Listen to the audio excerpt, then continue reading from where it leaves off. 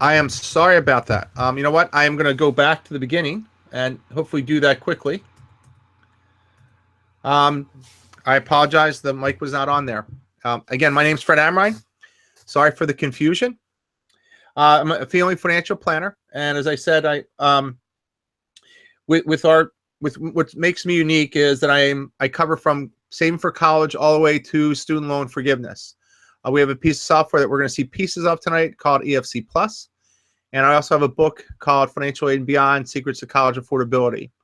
I'm also a board member of the National College Advocacy Group, which I know there's some financial planners and college planners. If you are not a member, I would highly recommend you looking into that organization. It's a great organization. And I've been quoted in various national publications as far as that goes. And I recently spoke at the National Conference for the Financial Planners Association. Just as a quick review, the firm, my firm, Amrine Financial, is an independent fee-only registered investment advisory firm. Any financial products discussed tonight are not a recommendation to purchase. You should consult your financial professional or tax expert before making any investment or financial decisions, and past performance is no guarantee of future performance. So tonight we're going to cover the major issues that have changed. So the big issue here this year is prior. We're going to go through the myths and the process overall, explain the financial aid process and how it all works and how you can position things, and then hopefully you can get to envision the financial outcome. So that's a big deal as we go through this process. The biggest thing that most of the parents will get or ask, or from an advisor standpoint, is where's the money? Where are the scholarships? I think over the last, say, 5 to 10 years, we've seen a change in the process. We've associated quality of education with the cost. So we assume that because it's a higher cost, we're probably going to get a better education, which has resulted in a lot of discounting. So the traditional scholarships that many parents saw were more merit-driven, and now those same discounts are called scholarships. So that's been the biggest change in the process over the last, say, 5 to 10 years, which has increased the number of applications because everyone's searching for the money.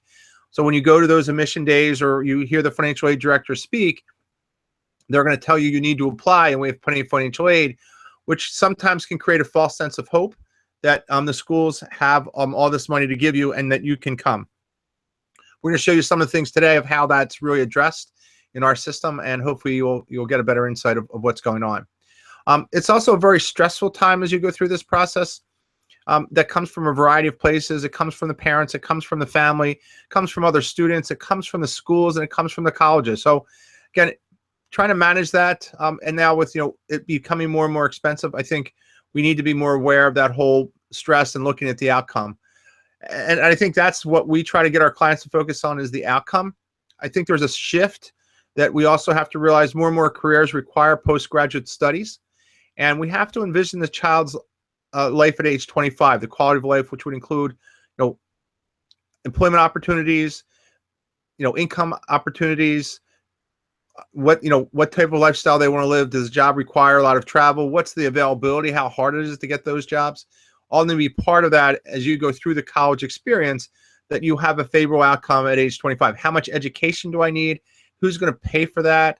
And what do I look like financially at age 25? So that's a change, I think, that's been occurring over the last, say, 5 to 10 years also, because more and more careers require some type of postgraduate studies in certain areas. So let's talk about prior. That's a big change here.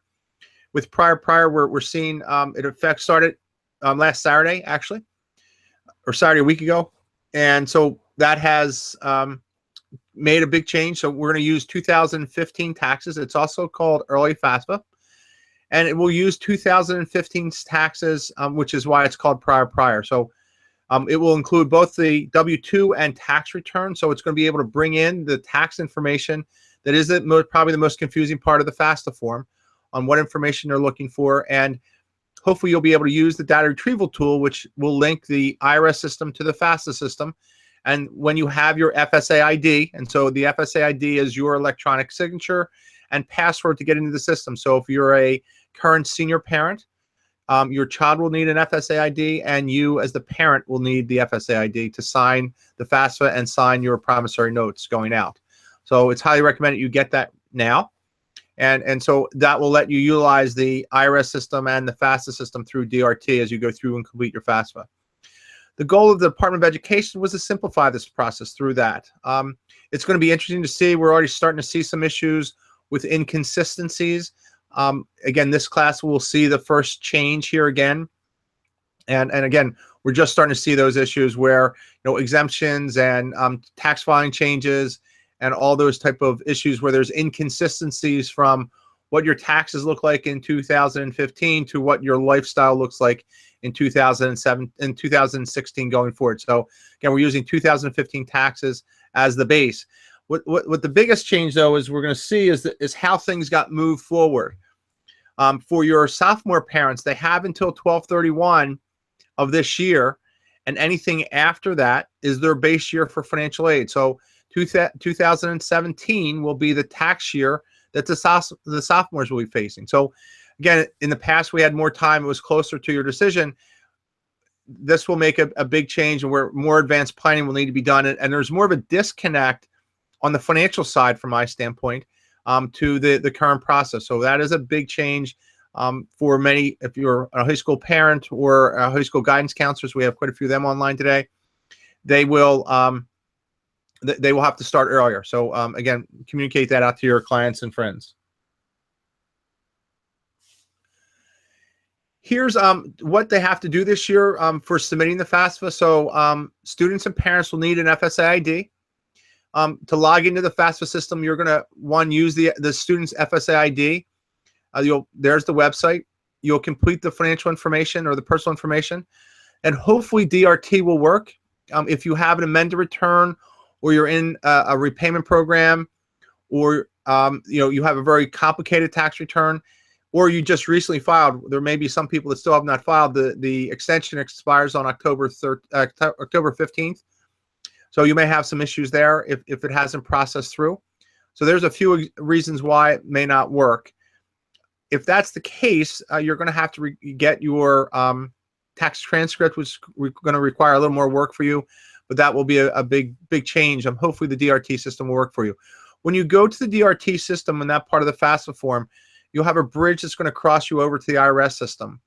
I would recommend you have your 1040 in front of you. It has to match it exactly. So if you have a middle initial or a middle name, or your street says street versus ST, it has to match your 1040 titles as they are on the form. So that's an important part of, or one of the major reasons or frustrations that some parents have, is they don't match it up exactly. So then if you have changes, so if there's been maybe a divorce or separation or change in your income, you're going to need to go back to the schools and contact them and ask them what process or what should you need to do. You may have to write your appeal letter sooner than in the past.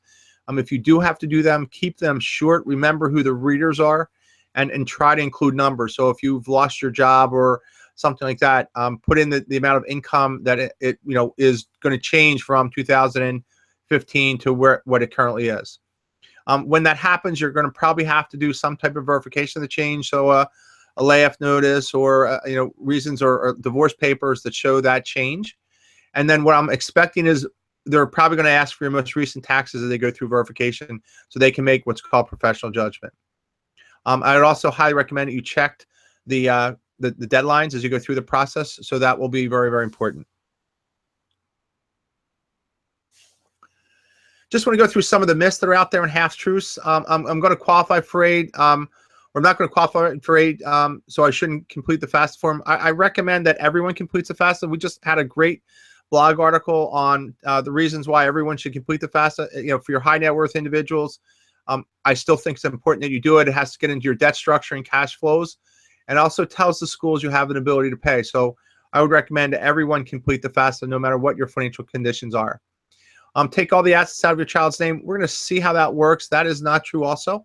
It really depends on what your EFC number is and what makes those numbers up before you can make that decision. So again, that is not true. If I have less money, I'm going to qualify for more aid. That is true. The problem you'll run into is you may not get into the schools that you want to. your ability to pay is looked at. So that's an important part in the financial admission packaging and that whole process. So we're going to see how that works in our matrix in a few more minutes also. I can negotiate the price with these colleges. That is somewhat true also, but you need to realize that it's a business. It's a live and breathing thing, and they have things that go on sale. So let me give you an example. If, say, that the current senior class is going to graduate a lot of business majors, well, this year they may go out and give more money to the business majors that are applying.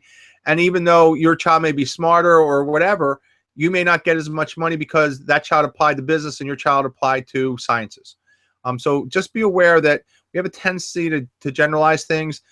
It is a negotiating thing, but there's also reasons why you may not get as much as someone that got last year or even this year. And it could be very specific there could be specific reasons for that. Also, loan forgiveness programs will help me pay for college. That is true. That's an important reason of your debt structuring.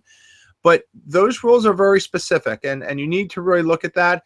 The most beneficial areas to work in will be government, will be nonprofit world, will be education and medical, where most of the nonprofit exists. So again, they are the specifics of that. It is not as easy as you would think, especially for the public service 10-year one. As you go through the process, I think there's three major areas you need to consider to make your best college decision. So you have to really look at what the academic or majors that your child's looking at. The sooner you can do that, the better. I believe that has to be done by the end of their freshman year. I also think it's really important that you visit the career centers. That should be part of your college visits to see what programs they have to offer. If your child's not sure, what help can they get to figure out what they want to be? What's their internship programs look like? And then what's their placement in the careers your child's considering? All those are very, very important as you go through this. What's the campus environment? Big school, how small, how far from home? If they're not happy, they won't be successful. So you need to factor that into your process. And then financially, what's it look like? What's the money we're going to get? I think also an important part, the schools only give you information 1 year at a time. Taking a 4-year view is very, very important, and also taking a longer view as how do we use our resources the best way is critical when you factor in, if they're going to need some type of postgraduate studies and you have done a good job saving, how do we use that money the best way to maximize the potential? I think there's a few things that are also changing in the process. More and more parents are expecting a return.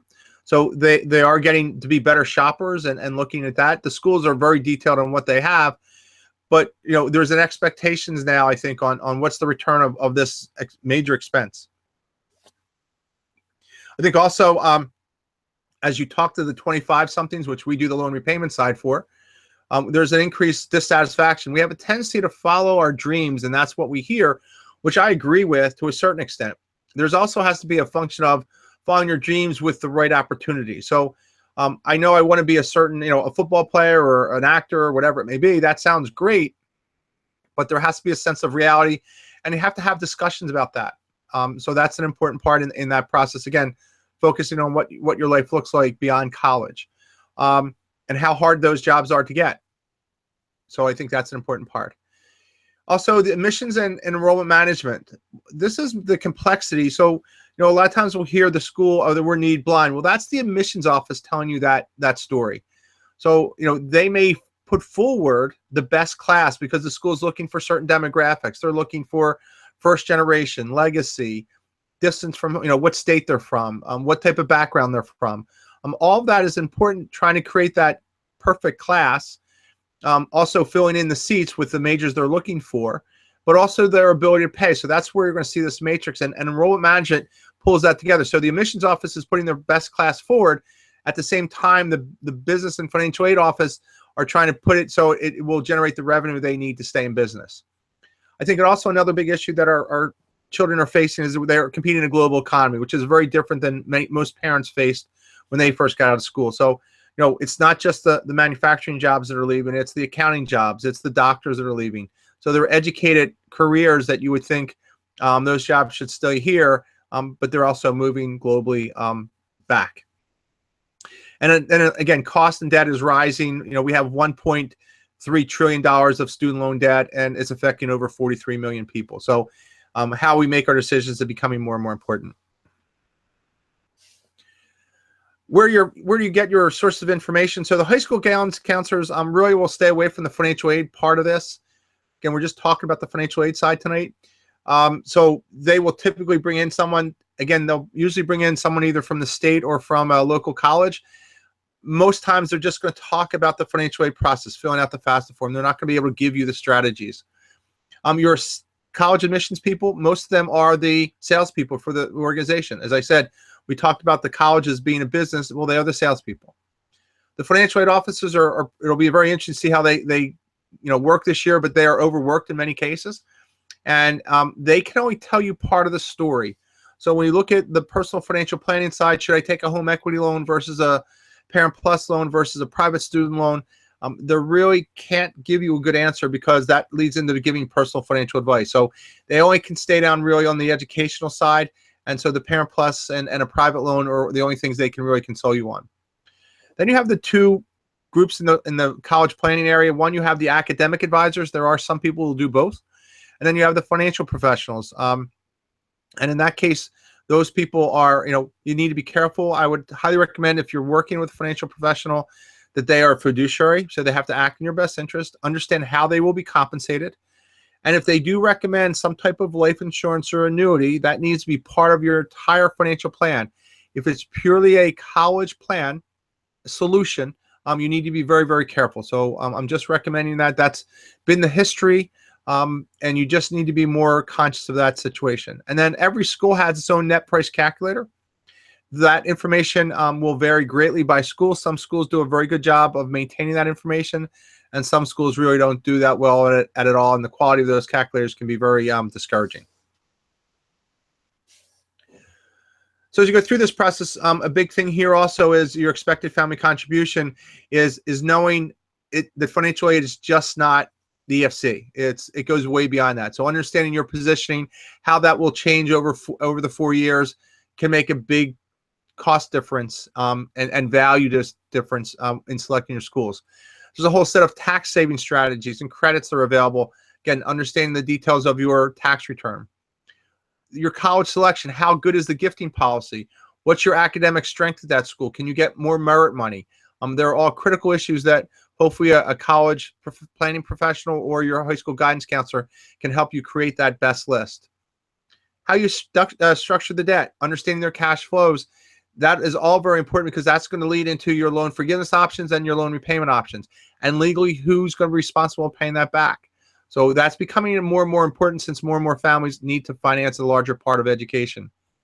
And as I said, you'll see this all the way through the process is what's the financial outcome or an educational outcome? What do we look like at 25? Also, how you apply will have an impact on your financial aid. If you need financial aid, early decision is probably not the most beneficial way to apply. Early decision is you're committing to the school. If you get into the school and they give you a package, again, you'll have to complete the CSS profile. Now the FAFSA will be available actually in this new world.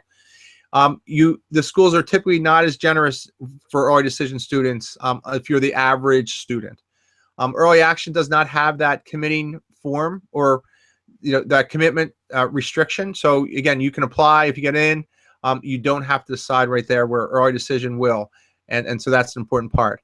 If you go early decision and you decide not to go, that school comes off your list unless you can negotiate that out. Most people that are looking for financial aid, the best option is probably go regular decision. That way you can keep all your options available to you. You can see where you get your best deal. That's an important part for me. And then just be careful if you're on the wait list. If you've been waitlisted, and that can be an important part. But if you're not a full pay in many cases, the wait list is typically used as a hedge for the schools. Once in a while, they're going to select their best students, but in many cases, they're selecting for financial reasons. They haven't hit their yield or something like that. So that's an important part to realize if you're waitlisted. As you go through the numbers here, it's an important part that you understand that EFC is just not one number. We have a misunderstanding of that process, that it's actually 4 separate calculations. It's parents' income, parents' assets, students' income, students' assets. We do have a free calculator on our website. So when you fill out the FAFSA form, all you see is one number. But to create the proper strategies on paying for college, you need to know all those quadrants, and we'll show you a few examples of that as we go through this tonight. But that's an important part as you understand your strategies here. You have to understand all 4 quadrants before you can make your strategies work for you. The 2 or 3 biggest differences. So we have the federal methodology, which is the FAFSA, and there's the 4 different quadrants. What affects that EFC number? The biggest one is probably the number in college, the family size, age of the oldest parent, the type of assets, how you file your taxes, and the family structure. So for parents that have separations or divorce, you typically would want the student on your tax return as you go through the process. When you move to the institutional side, there's a few things. They're going to look at a much broader picture. So they're going to include many more things than they don't include or assets on the other side. So when you look at that, again, there's around 250 schools that will use the institutional methodology. The most common is the CSS profile. If you're doing an early decision, you're most likely will need to fill that out. But they're going to look at your life in general. What's not included on the federal side is your home equity. If you're just looking at FAFSA schools, your retirement accounts not included. And if you're a small family-owned business with less than 100 employees, that is not a reported asset. The one exception to that is if you have real estate. So they're the 3 major areas that you don't include, where when you move to the profile side, all of those things could be added in or looked at as they create their packaging. So just be aware of those differences. It's an important part. With the changes of prior, as I said earlier, you could have changes in your situation. You're going to need to go back and explain those situations if that should occur. Now, also in the when you're applying for financial aid, the years you're applying for financial aid, as I said, your retirement accounts are not looked at, but your contributions in the years you're applying for financial aid get added back in. They will typically show up in box 12 of your W-2, which is not on your 1040, in box 12, and that's your 401k, 403b retirement contributions. They only take in consideration your contribution, so it doesn't include your match, which is on your W-2. Okay, they only report, or the only thing that gets picked up is what you contribute, that pre-tax contribution. So in the years you're applying for financial aid, that amount will be added back in to income in the calculation. So that kind of gives you the calculation part of the process. So now we're going to start looking at your positioning. This is relatively new for most people. This is called the enrollment management matrix. Most of the colleges will use some type of format to do this, or some form of this process, and they will slice and dice your children up to as many as 300 boxes. So the optimal place to be is in quadrant 1, which means you're above the academic average. So that horizontal line, though the y-axis is your academic strength at that school. How attractive are you in this process? The vertical line is the average financial aid package. So in this case, this school's average package is $16,000, and this student has a 19.5 need. So they have what we would call financial reach. If I was in quadrant 3 or in quadrant 4, based on just the pure numbers, I would have what everyone's familiar with as an academic reach. I have a reach to go to that school. Now, granted, my personality, I'm the captain of 2 teams. I did all this community service. I have a special skill as a musician. That can move you up and down that y-axis very quickly. So again, we're just in our chart here, that we have this chart in EFC Plus, but you have to understand it's just purely the numbers. And then there, again, the subjectivity parts of my letters of recommendation, all those other things that go into that decision for the colleges of what they're looking for. So that's an important part. But this is how the schools actually, create their award letters and positioning as they go through the process. Let me just say, this gets into that, the $1.2 trillion.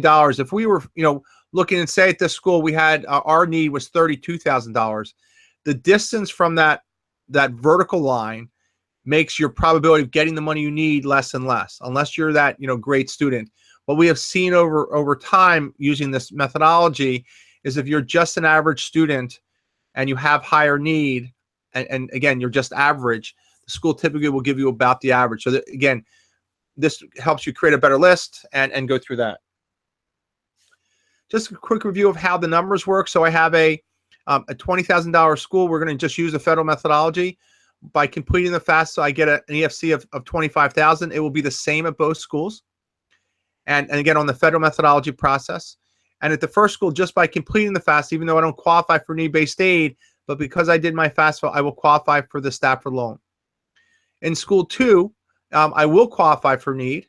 So I have, $40,000 less than 25, cost of attendance minus my EFC equals 15, but the school is not going to come back with 100% of need.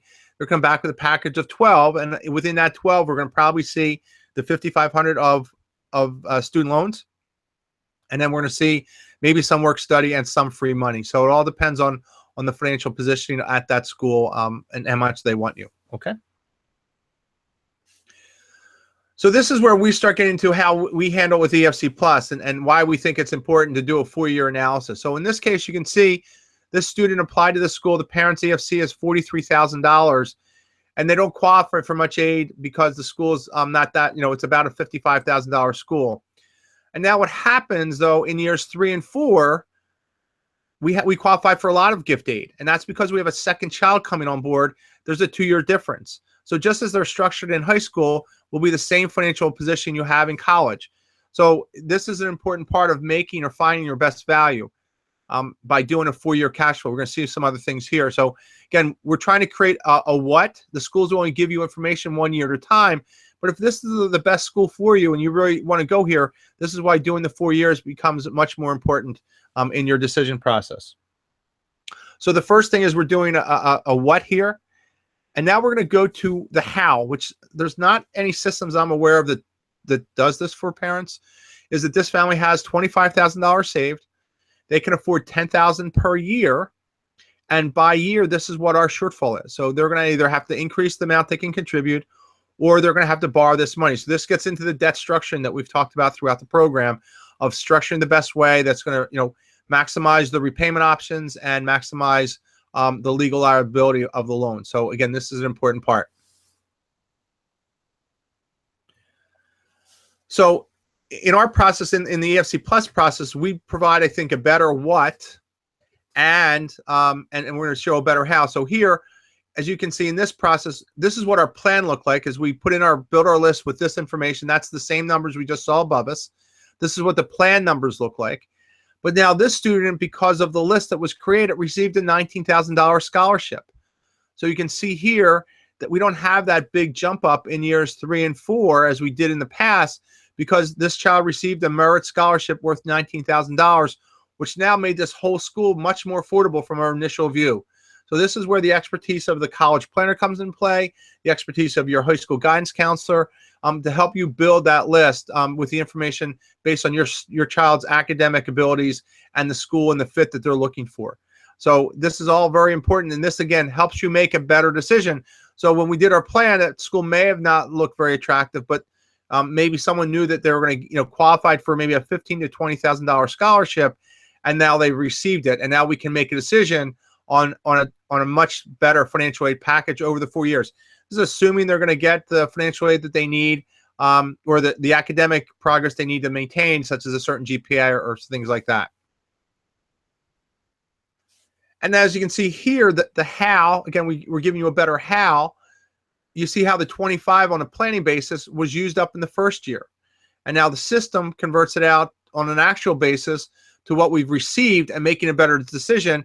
And now we won't have to borrow as much. We can see the total of red is a lot less because of that $19,000 merit scholarship. So this is what we can present to clients. This is clients can make better decisions, or parents can make better decisions by seeing these numbers on an ongoing basis over 4 years.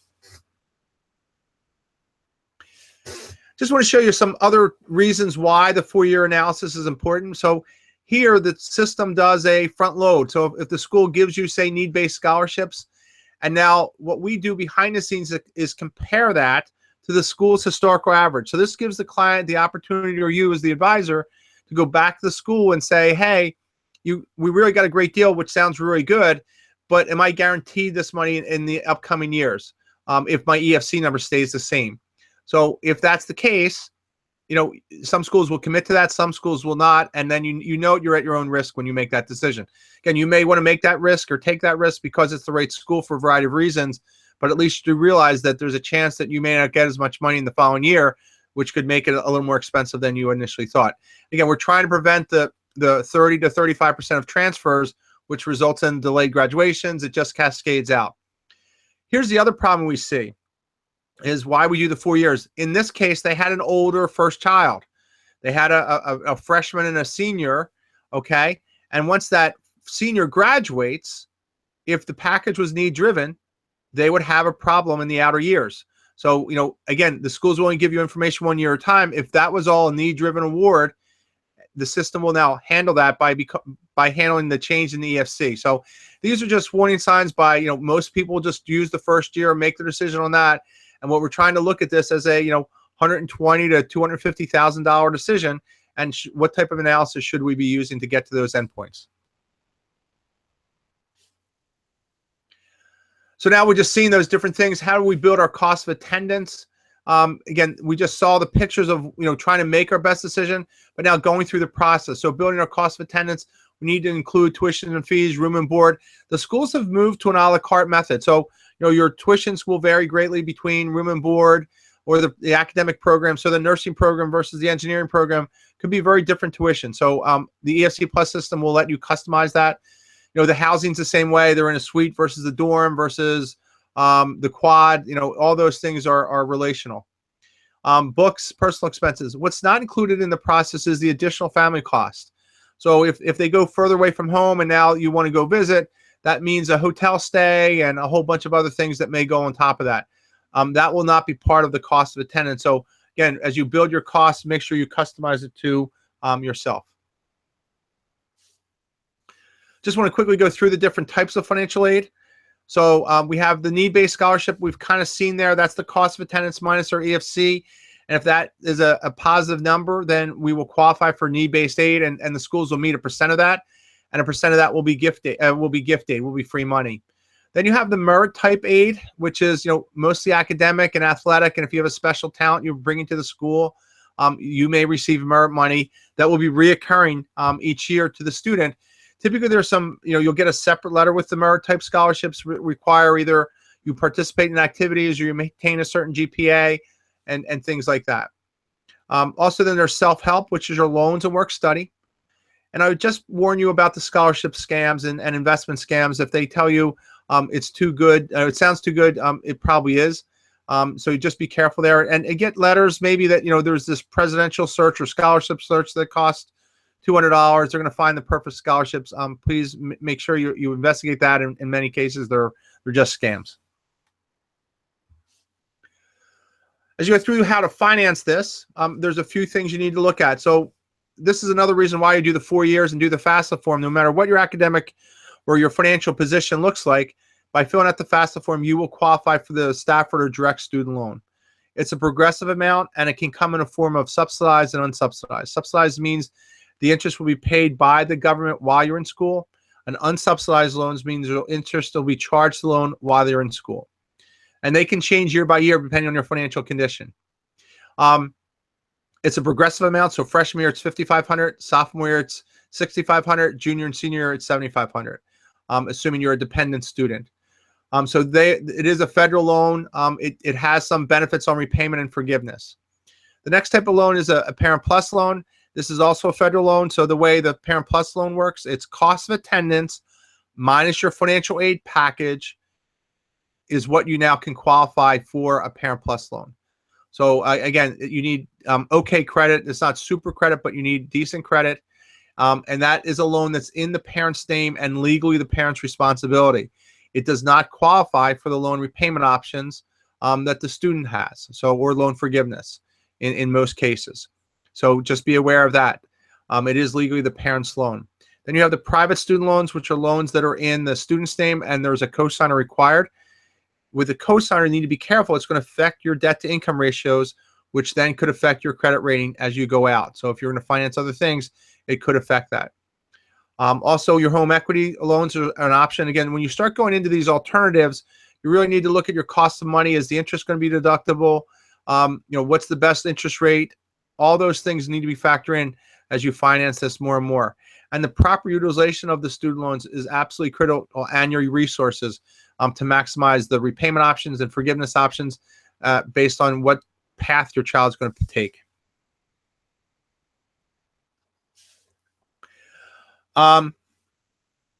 So as you go through this process, as you're trying to create your financial aid strategy, the first part is understanding your EFC. So on our website, and most of you people that are signed up have probably been on our newsletter list. So I want to thank you for being on that. And again, if you have friends that could benefit from this information, I would tell you to do that. When you sign up for the newsletter, you actually get access to our free online web EFC calculator. So that is on there. So go back and look at the website, that letter that you received on confirmation. It has the EFC calculator on there. That will do both methodologies and give you the parent and student EFC number. So it doesn't break out the 4 quadrants, but it does give you the breakout of the parent and student EFCs.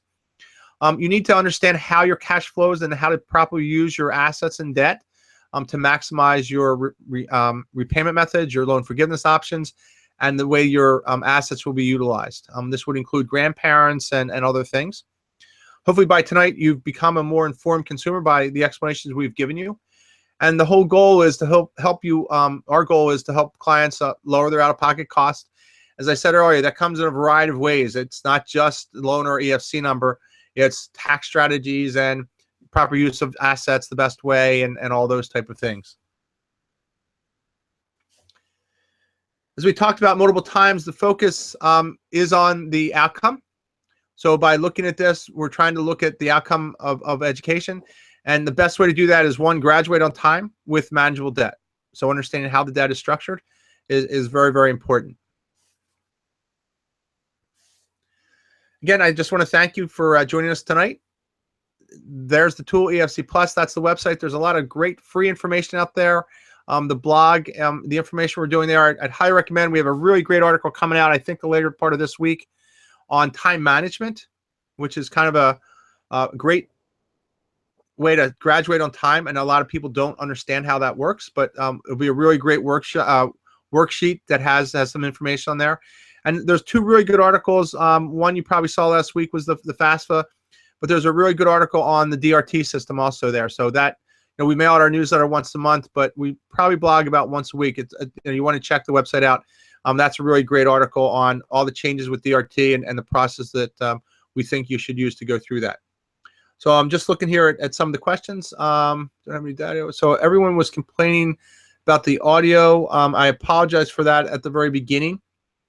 And yeah, I think we got that resolved since people stayed and heard what we had to say. Are there any other questions? We have a slight delay in there in the system. And so if you can type in your questions, and that would be helpful. And we go through this process. Trying to think if there's any other things. There has been some inconsistencies on the DRT process that we're hearing about with how you are as of today and what your taxes say. So that has created some FAFSA inconsistencies. And there's some inconsistencies on the school side. It's my personal opinion that you should be using DRT first and then go back and appeal it. Some people are saying just submit the FAFSA without DRT and they'll handle it on the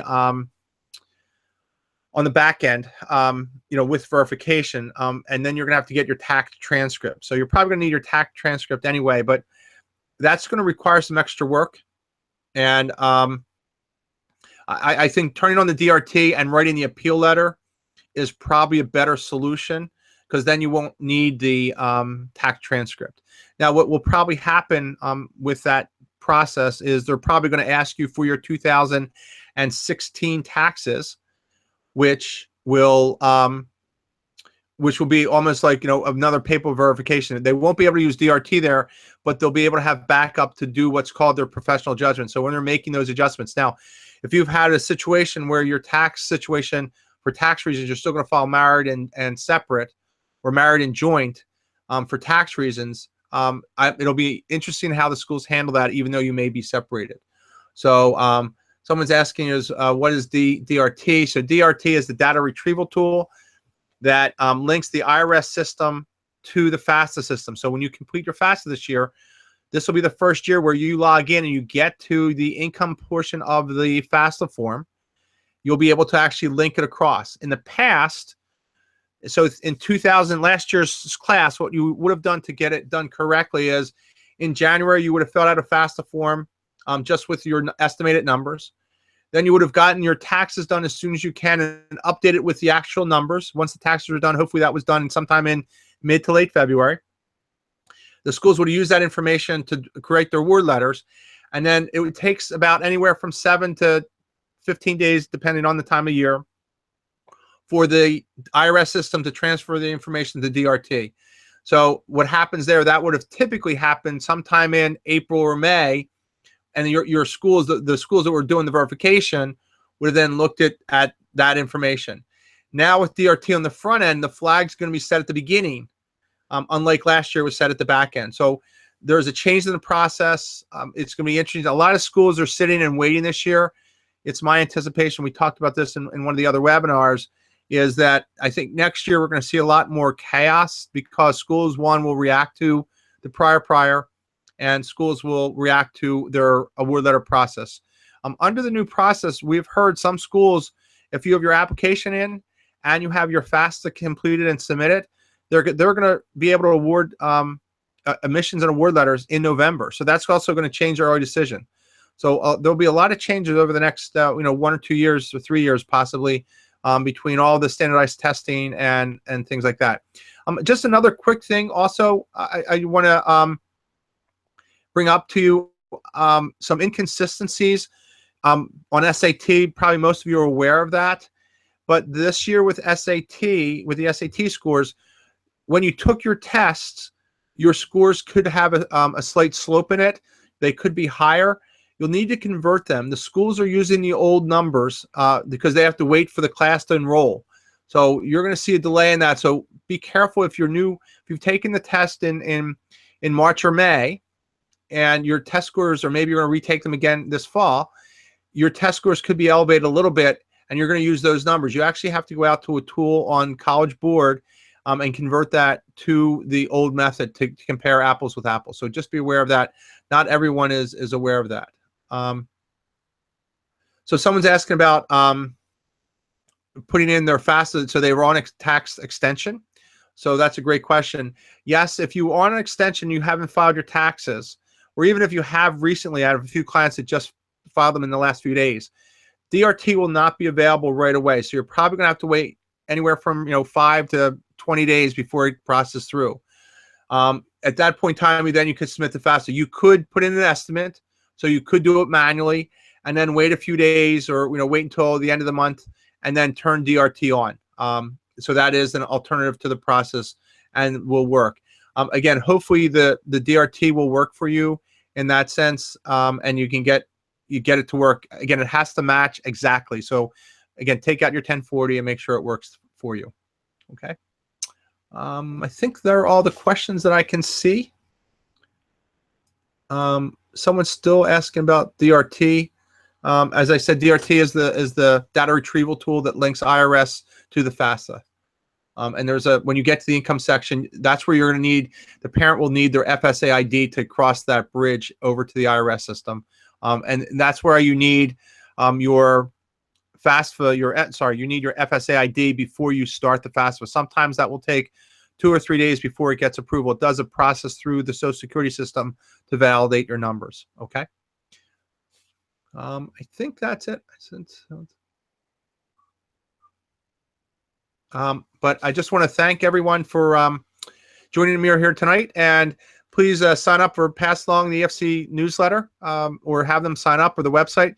We have a few more webinars coming up. We're actually headed down to the Financial Aid Conference at the early part of December, last week in November, first week in December, with all the financial aid directors to hear what's going on and hear the insights. And for advisors and things, we actually have a webinar that's in December to give you an update on all that information. So hopefully that all helps for you. And thanks again for joining us, and have a good night.